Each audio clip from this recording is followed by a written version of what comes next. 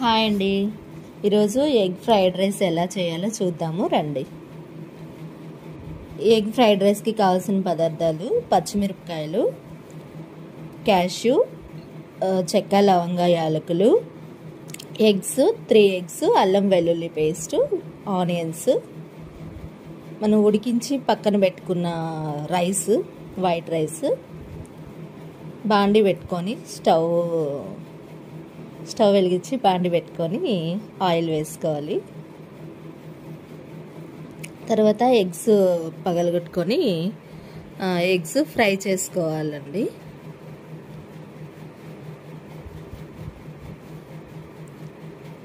మనము రైస్ని ఉడికించినాక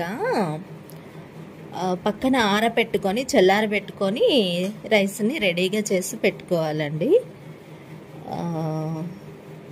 తర్వాత ఈ ఎగ్ కొద్దిగా ఫ్రై అయిన తర్వాత దానిలో కొద్దిగా పసుపు, ఉప్పు వేసుకొని ఫ్రై చేసుకోవాలి.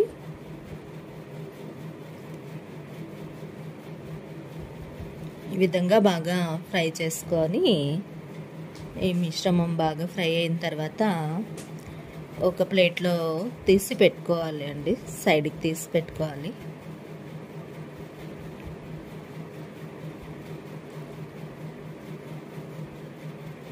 ఈ విధంగా బాగా ఫ్రై అయినాక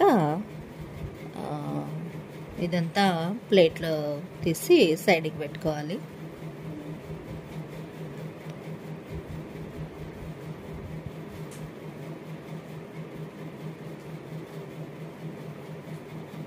ఇది చిన్నపిల్లలకి లంచ్ బాక్స్లో పెట్టుకుంటే వాళ్ళు ఇష్టంగా తింటారు.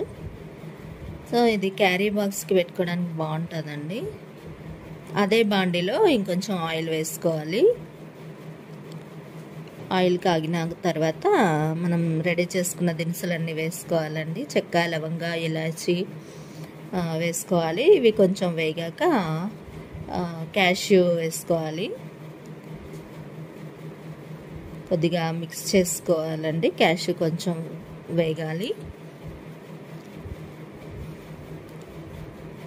ఇలా వేగిన తర్వాత దీనిలో పచ్చిమిరపకాయలు వేసుకోవాలి. పచ్చిమిర్చి ఏమంటే చిన్న చిన్న పీసెస్ కట్ చేసుకుంటే పిల్లలు తినడానికి ఈజీగా ఉంటుంది. వాళ్ళు తీసి పడేయడము, దాన్ని ఎంచుకోవడము అది ఇబ్బంది కదా వాళ్ళ స్కూల్లో. ఇలా చిన్న పీసెస్ కట్ చేసుకుంటే, ఇప్పుడు ఆనియన్స్ కూడా ఇలా చిన్న పీసెస్ కట్ చేసి వేసుకుంటే వాళ్ళు తినేస్తారండి తీసి పడేయకుండా. సో అందుకు చిన్న పీసెస్ కట్ చేశాను. ఇలా వేసుకొని వేయించుకోవాలి బాగా. ఈ ఆనియన్స్ అన్నీ వేయించుకోవాలి. ఇలా వేయించిన తర్వాత దీనిలో పసుపు, కారము, ఈ రైస్కి సరిపడా ఉప్పు వేసుకొని బాగా ఫ్రై చేసుకోవాలి.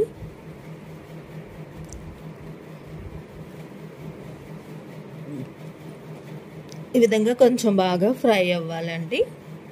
బాగా ఫ్రై అయిన తర్వాత దీంట్లో కొంచెము మసాలా వేసుకోవాలి. గరం మసాలా, కొద్దిగా గరం మసాలా వేసుకొని మిక్స్ చేసుకోవాలి.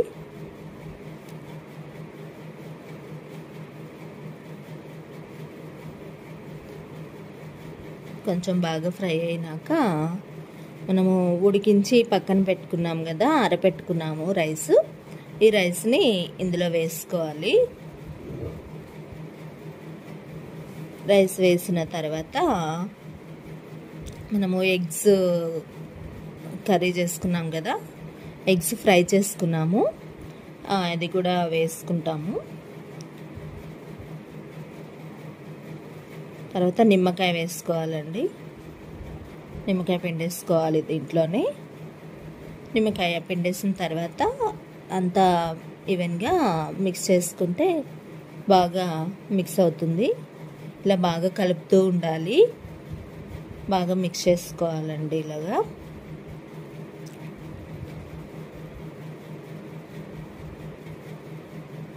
అంతేనండి, ఎగ్ ఫ్రైడ్ రైస్ రెడీ అండి. అంతే. టేస్ట్ చేసి ఎలా ఉందో కామెంట్ చేయండి.